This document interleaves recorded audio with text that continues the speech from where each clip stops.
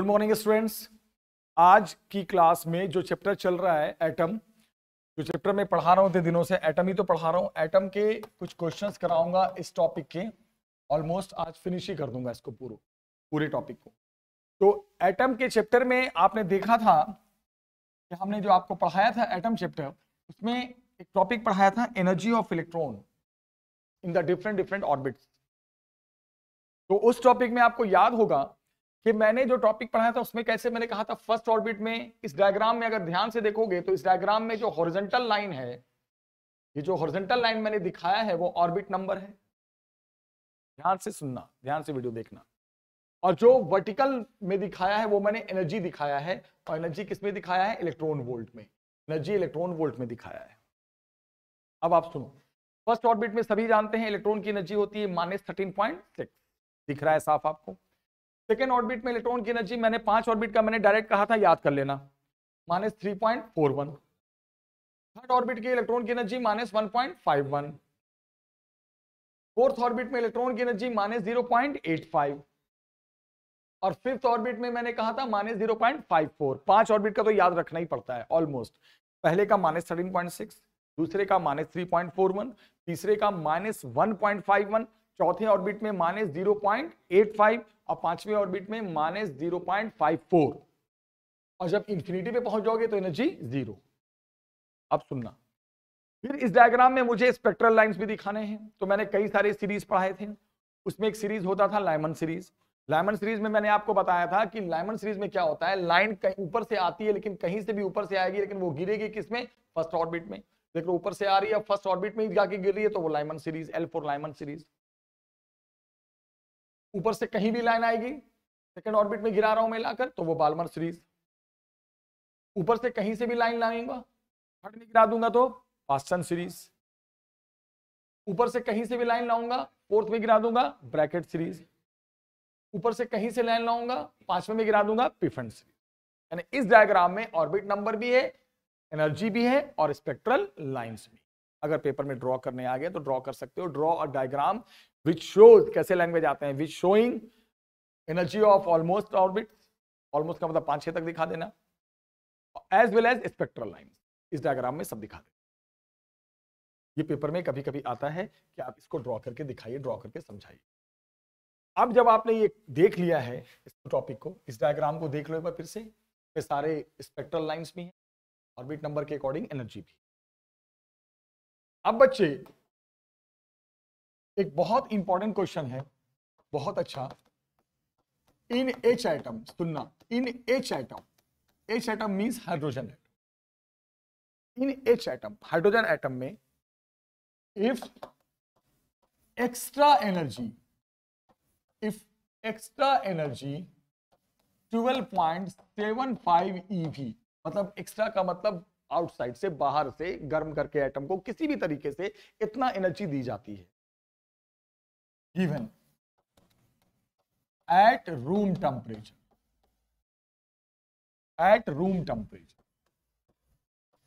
then find number of possible transition and all wavelength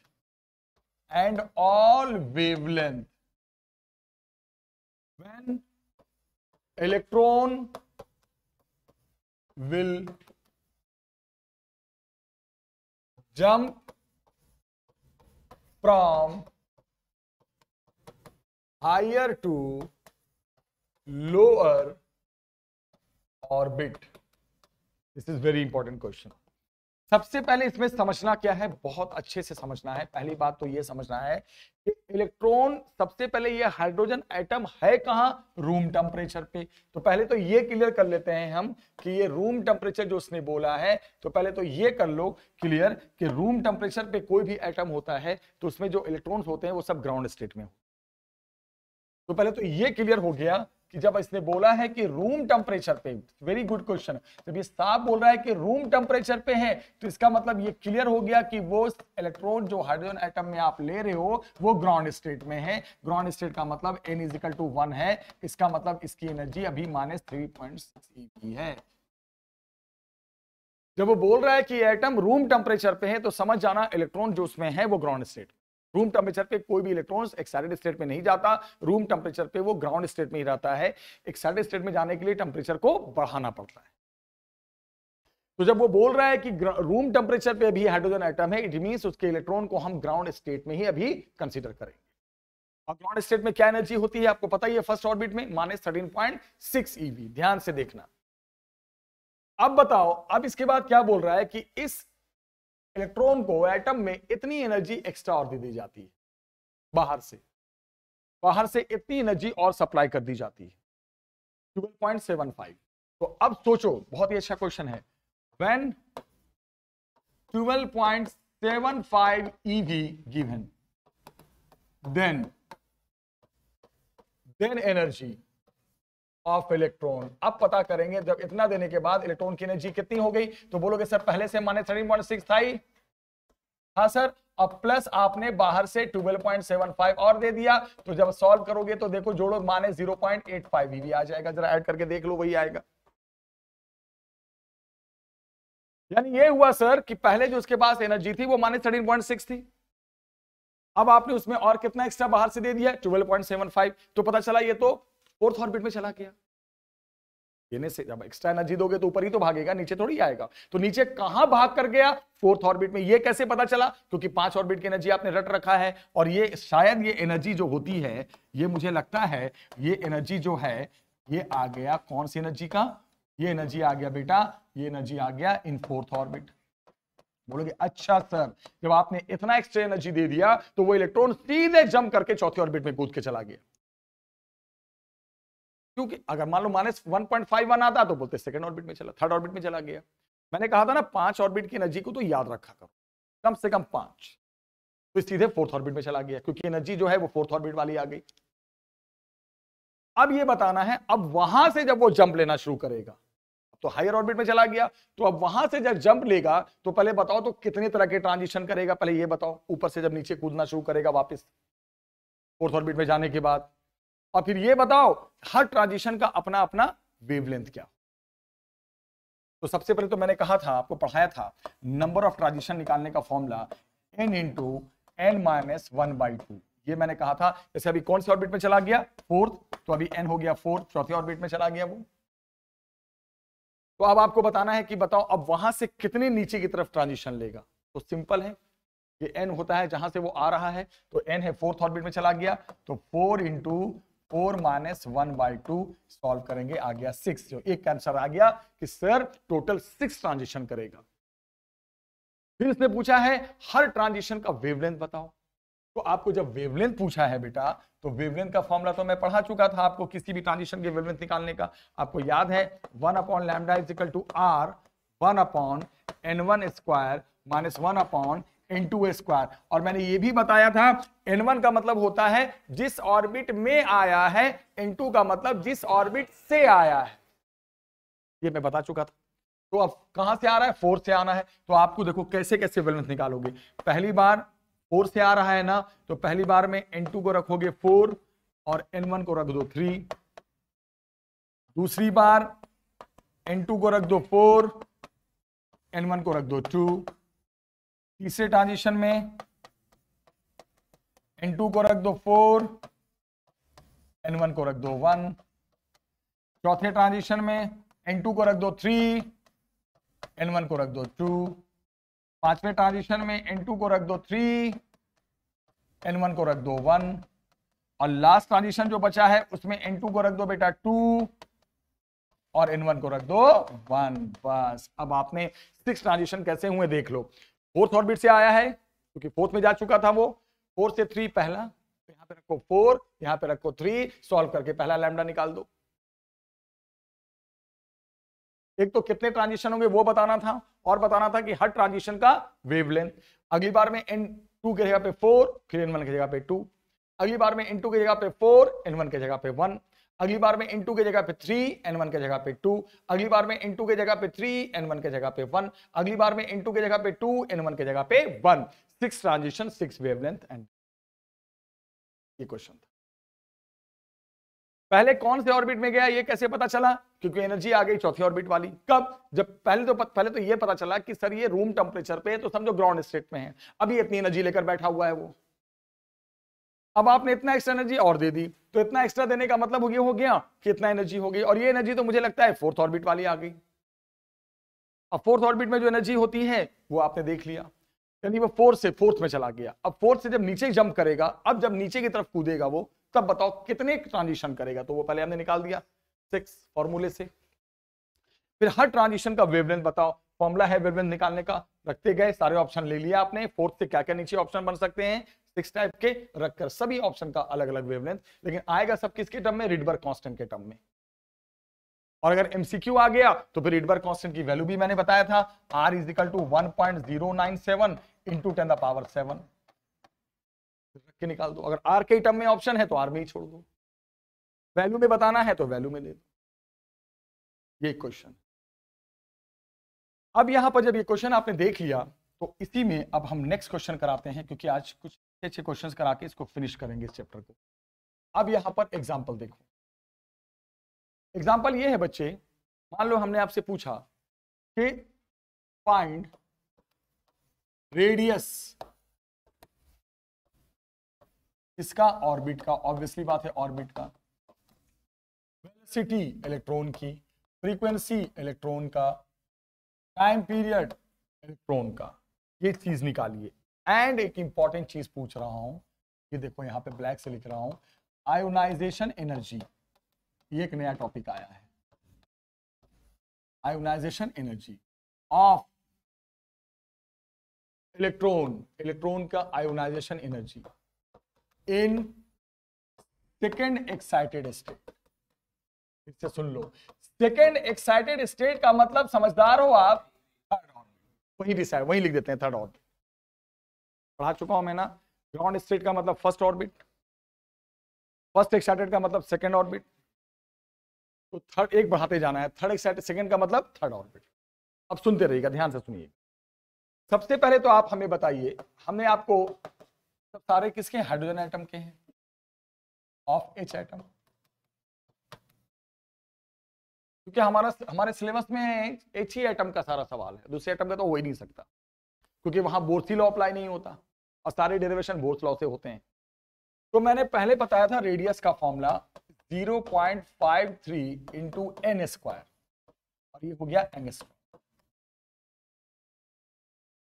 orbit के radius का निकालने का फॉर्मूला कौन से n में है? 3 में है, तो 3 का स्क्वायर रख दोगे 9। बहुत आसान सवाल है ये, तो 9 × 0.53 मल्टीप्लाई करके जितना भी आता है लिख देना, हो गया आंसर। फिर वेलोसिटी, वेलोसिटी निकालने का फॉर्मूला बेस्ड सवाल है ये सब, 2.2 × 10⁻6/n। ये पढ़ाया था मैंने किसी भी ऑर्बिट में इलेक्ट्रॉन की वेलोसिटी निकालने का, लास्ट की वीडियो में देख लेना आप। तो n की जगह पे 3, तो 2.2 × 10⁻6/3, ये आ गई, स्पीड आ गई, फिनिश। फिर मैंने फ्रीक्वेंसी का भी फॉर्मूला पढ़ाया था आपको, 6.6 × 10⁻15, ये फिक्स वैल्यू अपॉन n³। सब फिक्स वैल्यू होती है और नीचे n1 होता है। कौन सी ऑर्बिट की बात हो रही है? थर्ड, तो हर जगह n3 रखा रहा है। 3 का क्यूब 27। आंसर आ गया बेटा 6.6 × 10⁻15/27, यूनिट होती है पर सेकंड। फिनिश। फ्रीक्वेंसी आ गया तो बच्चा भी बता देगा, टाइम पीरियड इसको उलट देंगे, जो भी आंसर आएगा इसको पलट दो, फ्रीक्वेंसी आ जाएगा, टाइम पीरियड आ जाएगा इलेक्ट्रॉन के चक्कर का। इतनी सारी चीजें तो फॉर्मूला बेस्ड थी। अब एक नया टॉपिक जो आया है वो देखना है। टॉपिक पूछा है आयोनाइजेशन एनर्जी। ये देखो ये नया टॉपिक है, इसको बताता हूं, ये भी एग्जाम में आते हैं कई बार। अब बोलोगे सर आयोनाइजेशन एनर्जी क्या होता है, पहले ये समझा दो। होता ये है कि अगर मुझे इलेक्ट्रॉन को ऑर्बिट टू ऑर्बिट नहीं कराना, मुझे इलेक्ट्रॉन को एटम से ही बाहर कर देना है, मतलब जिसके अंदर है, जिस एटम का वो पार्ट है उसी से निकाल के बाहर फेंक देना है। एक होता है कि एटम के अंदर ही है, बस ऑर्बिट से ऑर्बिट बदल रहा है, वो अलग चीज है। मैं बोल रहा हूं नहीं, ऑर्बिट टू ऑर्बिट नहीं, सीधे उठाओ ऑर्बिट से अब बाहर फेंक दो। It means it is the energy to remove the electron. ये जो एनर्जी होती है, ये जो एनर्जी होती है बेटा, ये ध्यान रखना, ये एनर्जी होती है टू रिमूव इलेक्ट्रॉन और एक तो होता है कि अभी देख रहे थे ना, एक ऑर्बिट से चला गया दूसरी ऑर्बिट में, वो अलग चीज है, ये अलग चीज है। रिमूव इलेक्ट्रॉन फ्रॉम एटम, ये वो एनर्जी होती है जिससे इलेक्ट्रॉन अगर दे दी जाए ये एनर्जी तो वो एटम को ही छोड़ देगा, बाहर निकल जाएगा। एक बात बताना, जैसे मैं अभी मोशन कर रहा हूं, मेरे पास 100 जूल एनर्जी है, तो मैं मान लो ऑर्बिट में घूम रहा हूं, इलेक्ट्रॉन 100 जूल, एक एग्जांपल 100 जूल एनर्जी है तो वो ऑर्बिट में घूम रहा है। अगर कोई बंदा उसे लाकर -100 दे दे तो उसकी एनर्जी तुरंत जीरो हो जाएगी, और जब जीरो हो जाएगी तो रहेगा कैसे, अपने घर में रह ही नहीं पाएगा, वो बाहर आ जाएगा, उसकी एनर्जी है ही नहीं जो वहां टिक पाएगा। तो यहां पे आयोनाइजेशन एनर्जी वो एनर्जी होती है जो किसी भी इलेक्ट्रॉन को दिया जाता है कि भैया तू ले और तू एटम से ही बाहर हो जा। तो ऑब्वियसली बात है, ये जो आयोनाइजेशन एनर्जी होगी, ये तो क्लियर हो गया कि सर ये जो आयोनाइजेशन एनर्जी होगी, ये तो पक्की बात है सर, वहां पे जो भी एनर्जी है इलेक्ट्रॉन की उसकी नेगेटिव होगी। यानी अभी इलेक्ट्रॉन कौन से ऑर्बिट में है, थर्ड ऑर्बिट में, तो थर्ड ऑर्बिट में जो भी एनर्जी है उसकी नेगेटिव होगी। मान लो थर्ड ऑर्बिट में आप जानते हो, थर्ड ऑर्बिट में एनर्जी मैंने पढ़ा रखा है, रटवा भी रखा है, -1.51 eV। तो अब तो ये एनर्जी है जिससे वो रोटेट घूम रहा है, लेकिन मुझे तो उसको बाहर करना है, मतलब ये एनर्जी को जीरो करना है, तो इसके लिए इसी का माइनस लगा देंगे। तो अब जो आयोनाइजेशन एनर्जी होगी वो कितनी हो जाएगी बेटा, 1.5, इसका माइनस माइनस माइनस प्लस। तो आयोनाइजेशन एनर्जी किसी भी ऑर्बिट में कितनी होती है, वो टोटल एनर्जी के माइनस के बराबर, और कोई अलग ये फॉर्मूला नहीं है। जो भी वहां टोटल एनर्जी है उसमें माइनस लगा दोगे, वही होता है ionisation energy. Even kinetic energy भी यही होता था, और टोटल एनर्जी में डबल लगा दो तो वो पोटेंशियल बन जाता था। और कभी भी एनर्जी के वैल्यू को कहीं यूज, एनर्जी से हमें कुछ निकालना है तो ये भी मैंने ट्रिक बताया था, फिर उसको ईवी से जूल में बदलना पड़ता है। और एनर्जी का यूज करना चाह रहे हो, इससे कुछ हमें और भी पता करना है एनर्जी के थ्रू, तो याद रखना ईवी में नहीं छोड़ना, फिर वहां जूल में लेना है। तो ये भी एक क्वेश्चन है, बहुत इंपॉर्टेंट क्वेश्चन था, ये भी मैंने डिस्कस कर, कोई भी स्टेट में पूछ सकता है। अब बच्चे ध्यान से देखना, एक एग्जांपल है,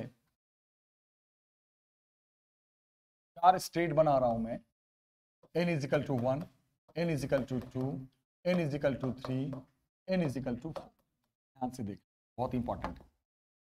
ये 4 स्टेट हैं, 1 2 3 4। ये एक ट्रांजिशन है ए, इसे कहोगे ए ट्रांजिशन, मतलब ए ट्रांजिशन का मतलब 4 से 3। ये बी ट्रांजिशन है, बी का मतलब हो गया 4 से कहां तक बच्चे, 2 तक है।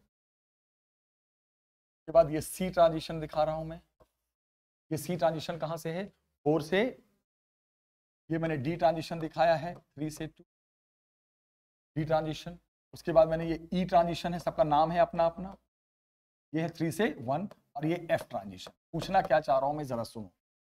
कहने का मतलब ये है, हर ट्रांजिशन का मतलब जंप होता है, हर ट्रांजिशन का नाम है।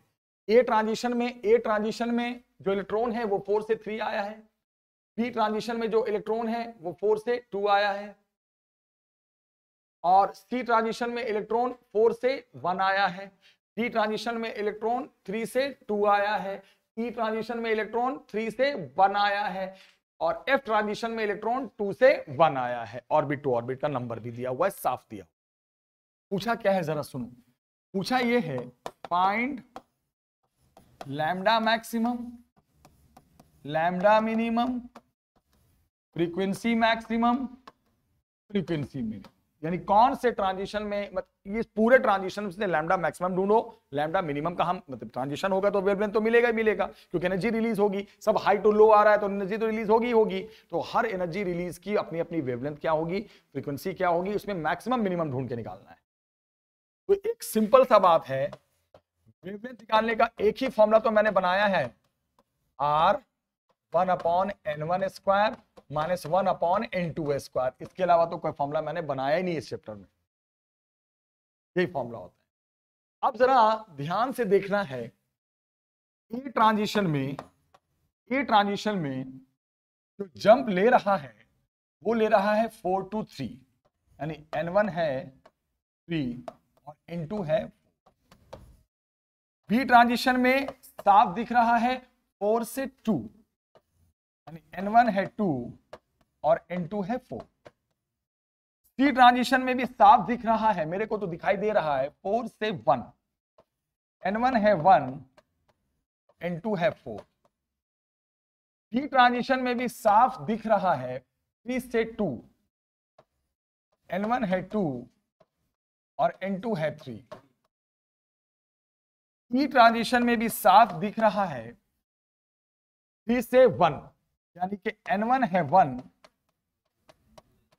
और N2 है। F ट्रांजिशन में भी क्लियर दिखाई दे ही रहा आपको 2 से 1, तो N1 हो गया 1 और N2 हो गया, क्योंकि N2 वो होता है जहां से आता है। अब बोलो सर आपने पढ़ाया था कि वही वेवलेंथ मैक्सिमम मिलता है जहां जंप सबसे क्लोज हो। लास्ट वीडियो में देखो डिस्कस हुआ था, जो जंप सबसे क्लोज होता है सर वहां पे वेवलेंथ हमें सबसे ज्यादा। अब सुनिएगा ध्यान से, इसमें कॉन्सेप्ट है, 1 मिनट। इसमें क्लोज जंप की बात हो रही है सर। क्लोज जंप मैं आपको बताता हूं, 4 से 3 भी क्लोज जंप है, ये भी बहुत क्लोज जंप है। 4 से 3 जस्ट एक ऑर्बिट का जंप है। उसके बाद एक 3 से 2 भी क्लोज जंप है सर, बिल्कुल क्लोज जंप है। और दूसरा F वाला भी है 2 से 1। सर तीनों क्लोज जंप है। क्लोज का मतलब जस्ट एक ऑर्बिट 2 ऑर्बिट जंप है। तो सर तीनों क्लोज जंप है। आपने तो पढ़ाया था कि जो क्लोज जंप होगा उसमें जो लैम्डा मिलेगा वो सबसे ज्यादा मिलेगा। अब यहां तो क्लोज जंप के 3 ऑप्शन बन रहे हैं, तो यहां पे तो कंफ्यूजन हो गया कि सर तीनों में कौन सा ऑप्शन हम लेके चलें। तो आपको मैं बता देता हूं, ट्रिक बता देता हूं। अब इसमें क्या करना है, सुनो ध्यान से। क्लोज जंप में एक बात ध्यान रखना, अब यहां जब बहुत सारे क्लोज जंप के ऑप्शन मिल जाएं तो अब आप देखना कि सबसे दूर वाला कौन सा जंप है। क्लोज तो है बट दूर से कौन है। जब बहुत सारे क्लोज जंप के ऑप्शन मिल जाएं तो फिर आप, या तो एक तरीका मैं बताऊं, टाइम लगेगा उसमें, एक एक करके सारे वैल्यू को रख के लैम्डा निकालो, और उसके बाद फिर वहां से चेक करो कि कहां लैम्डा ज्यादा है कहां लैम्डा कम है। इट विल टेक टाइम, एक टाइम लगेगा। ट्रिक क्या है, सब क्लोज जंप है। क्लोज जंप में बहुत सारे, क्लोज का मतलब है बस और अगले ऑर्बिट में चले जाना, वही क्लोज जंप होता है। लेकिन उसमें बहुत सारे ऑप्शंस बन रहे हैं, तो उसमें फिर ये देखना है कि कौन दूर वाला, मतलब क्लोज तो सब है बट थोड़ा दूर से कौन आया है, याद रखना। तो फिर लिखेंगे इन ट्रांजिशन ए जो आपको लैम्डा मिलेगा वो मैक्सिमम मिलेगा, तो वहां से जो फ्रीक्वेंसी मिलेगी वो मिनिमम मिलेगी। उल्टा, जिस ट्रांजिशन में वेवलेंथ मैक्सिमम होगा उस ट्रांजिशन में फ्रीक्वेंसी, क्योंकि उल्टा होता है ना फ्रीक्वेंसी और वेवलेंथ।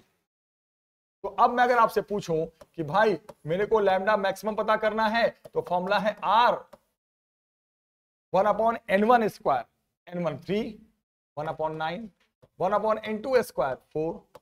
सॉल्व करके निकाल देना, उलट देना, जो भी आ जाएगा मैं सॉल्व कर ही देता हूं बेटा। लैम्डा मैक्सिमम आ जाएगा 144/7R, ये आ गया मैक्सिमम। अब इस लैम्डा से जो फ्रीक्वेंसी निकालेंगे वो होगा मिनिमम। फ्रीक्वेंसी निकालने आता ही है आपको, C/लैम्डा मैक्सिमम। फ्रीक्वेंसी होता है स्पीड अपॉन वेवलेंथ, जो वहां पे वेवलेंथ मैक्सिमम है वहां पे फ्रीक्वेंसी मिनिमम। अब देखना है मिनिमम, तो मिनिमम में मैंने क्या बताया था, जो जंप सबसे दूर, तो सबसे दूर का तो ऑप्शन एक ही है मेरे हिसाब से, 4 से 1, इससे ज्यादा कोई दूर नहीं है। तो अब बोलोगे सर इन ट्रांजिशन सी जो लैम्डा मिलेगा वो सबसे दूर का है तो मिनिमम मिलेगा, और फ्रीक्वेंसी जो होगा वो मैक्सिमम होगा। तो यानी यहां पे लैम्डा जब मिनिमम निकालने जाएंगे बेटा, तो R 4 से 1 का मतलब 1/1 - 1/16, लैम्डा मिनिमम आ गया 16R/15। और जब जिस लैम्डा जहां मिनिमम मिला है वहां की फ्रीक्वेंसी क्या होगी, मैक्सिमम, C/लैम्डा मिनिमम। दूर होता है ना, सबसे दूर कौन है, सबसे दूर देखो 4 से 1 है, यानी N1 1 का स्क्वायर 4 का स्क्वायर, सॉल्व कर। तो जब आपको बहुत सारे ऑप्शन मिल जाएं क्लोज में, दूर में तो कोई ऑप्शन मिलेगा नहीं, दूर का तो एक ही रहेगा, दूर में क्या है एक ही ऑप्शन रहेगा। क्लोज में बहुत ऑप्शन बन जाते हैं, जैसे 5 से 4, 4 से 3, 3 से 2, 2 से 1, सब क्लोज है। लेकिन सबसे ज्यादा लैम्डा अगर मिलेगा तो 5 से 4। क्लोज में भी जो दूर वाला है वो थोड़ा ज्यादा लैम्डा देता है, याद रखना, ऐसे क्वेश्चन भी पेपर में आते हैं। और जहां लैम्डा मैक्सिमम है उससे जो फ्रीक्वेंसी निकलेगी वो अपने आप मिनिमम ही होगी। एक लास्ट क्वेश्चन देखते हैं और चैप्टर को फिनिश करते हैं। लास्ट क्वेश्चन बच्चे ध्यान से देखना, इसमें भी ये पेपर में बहुत आता है। 3 ट्रांजिशन दिखाया है उसने, बहुत अच्छा क्वेश्चन है। ए, बी एंड सी, तीनों में जब वो इलेक्ट्रॉन, सुनना ध्यान से सुनना, ए लेवल से बी लेवल में आ रहा था तो जो उसने वेवलेंथ रिलीज किया वो λ1, ए लेवल से बी लेवल। फिर जब ये इलेक्ट्रॉन बी से सी लेवल में आया तो उसने जो वेवलेंथ इमिट किया एनर्जी वाला वो λ2, और जब वो बच्चे ए से सी लेवल में आया तब जो उसने एनर्जी रिलीज किया वो जिस वेवलेंथ की एनर्जी उसने रिलीज किया वो λ3। देखना क्वेश्चन क्या है, सुनो। पूछा ये है फाइंड रिलेशन बिटवीन λ1, λ2 एंड λ3। आपसे पूछा यह है कि तीनों वेवलेंथ में λ1 में, λ2 में और λ3 में रिलेशन बताइए। बहुत अच्छा है, लास्ट क्वेश्चन है, अच्छे से। सबसे पहले आप मुझे बताओ कि जब पहले वो इलेक्ट्रॉन ए लेवल में था, फिर वो बी लेवल में आया, तो ए से बी जब जंप किया तो λ1। तो सबसे पहले बताओ, हम एनर्जी रिलीज का मतलब क्या होता है? Delta E. एनर्जी कितनी रिलीज हुई है कैसे पता चलता है? जो डिफरेंस आएगा, जैसे अभी मान लो यहां कुछ और एनर्जी, यहां पे आया तो कुछ और एनर्जी, तो जो डिफरेंस होगा दोनों एनर्जी लेवल में वही तो होगा एनर्जी रिलीज। तो जब मैं बार बार बोलता हूं इतना एनर्जी रिलीज हुई, वो कैसे पता चलता है? पहले ऑर्बिट में क्या थी, अब ऑर्बिट में क्या है? डिफरेंस। तो अगर मैं पूछूं, ध्यान से सुनना, कि भाई बिटवीन ए एंड बी, जब वो ए और बी के बीच उसने ट्रांजिशन किया, मतलब ए लेवल से जंप करके जब वो बी लेवल में आया, ए लेवल में था और वो बी लेवल में आ गया, ए से बी लेवल में आ गया, तो बताओ कितनी एनर्जी उसने रिलीज की? तो वो एनर्जी रिलीज बताना है तो वही होगा ना, energy in A level minus energy in B level. पहले ए लेवल में क्या एनर्जी थी इलेक्ट्रॉन की, बी लेवल में क्या है, जो माइनस करके होगा वही तो रिलीज होता है। और इसको लिख सकते हैं hc बाय, एनर्जी जो रिलीज होती है hc by lambda, hc by λ1, equation number 1। Energy release का फॉर्मूला hf या hc बाय लैम्डा। अब देखेंगे हम बिटवीन ए एंड बी देख लिया, अब हम देखने जा रहे हैं बेटा between B and C, B और सी के बीच देखने जा रहे हैं। तो बी और सी के बीच देखोगे तो जब वो बी से सी जंप लिया उसने, तो जो एनर्जी रिलीज हुई वो λ2 वेवलेंथ की, तो एनर्जी रिलीज यहां पे क्या हो जाएगा? एनर्जी रिलीज सोचने वाली बात है, difference between B and C, यानी energy of level B minus energy of level C is equal to hc by λ2। This is your equation number 2।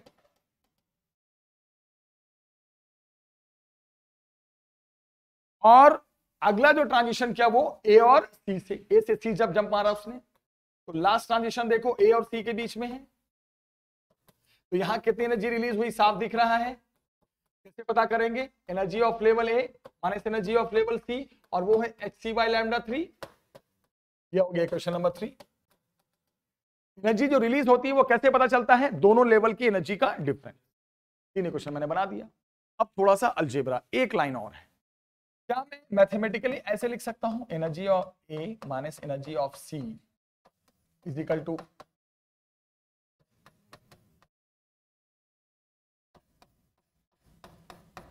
एक मिनट में डिस्कस कर रहा हूं, पहले लिख लूं मैं। देखो अब अगर देखा जाए मैथमेटिकली, जस्ट अलजेब्रा से देखा जाए तो बी और बी कट के वही बन जाएगा जो इधर है,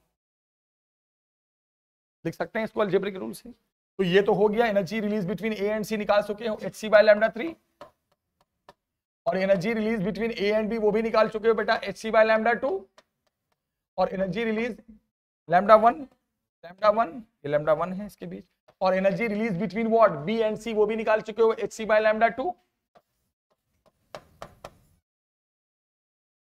हो गया hc कॉमन लेके cancel, 1 upon λ3 is equal to 1 upon λ1 plus 1 upon λ2, LCM लेके उलट दो, λ3 is equal to λ1 into λ2 by λ1 plus λ2। This is the relation between λ1, λ2 and λ3। तो इस क्वेश्चन में सबसे पहले क्या करना था कि एनर्जी रिलीज हुई है ए लेवल से बी लेवल में, जब इलेक्ट्रॉन जंप आया तो λ1 वेवलेंथ की एनर्जी रिलीज हुई, बी से सी में λ2 वेवलेंथ की एनर्जी रिलीज हुई, ए से सी लेवल में λ3 लेवल की हुई। एनर्जी रिलीज पहले होता क्या है, पहले ये समझो।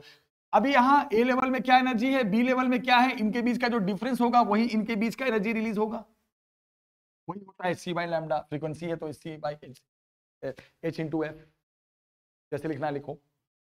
उसी तरह बी और सी के बीच इक्वेशन अगला, ए और सी के बीच अगला इक्वेशन, जो डिफरेंस होगा वही एनर्जी रिलीज होता है। तीन इक्वेशन बना के थोड़ा सा अलजेब्रा का रूल लगाया, हल्का सा बच्चों वाला, और निकाल दिया λ1 λ2 और λ3।